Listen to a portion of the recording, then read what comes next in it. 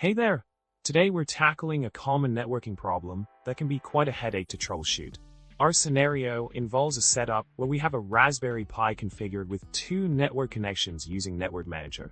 One connection is set for DHCP, Dynamic IP Assignment, while the other uses a static IP as a fallback option. The issue at hand is that despite DHCP working flawlessly, we can't seem to connect to the Raspberry Pi using the static IP configuration. Looking at the ARP table, we notice incomplete MAC addresses, indicating a misconfiguration that's preventing successful communication over the static IP. Now, let's delve into the solution for our networking dilemma.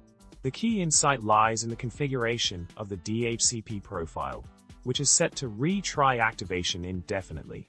This means that even when DHCP is not available, the profile keeps attempting to activate, causing interference with the static IP profile. By adjusting the Auto-Connect Retries parameter in Network Manager, we can control the number of activation attempts before giving up.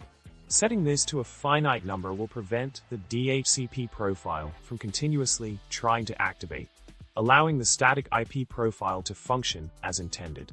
In summary, to resolve the connection issue with the static IP on the Raspberry Pi, we need to adjust the Auto-Connect Retries parameter in the Network Manager configuration.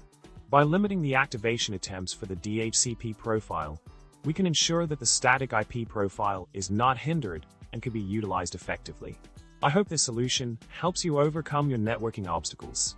Remember to subscribe, like the video, and drop a comment below with your thoughts or any networking quirks you've encountered.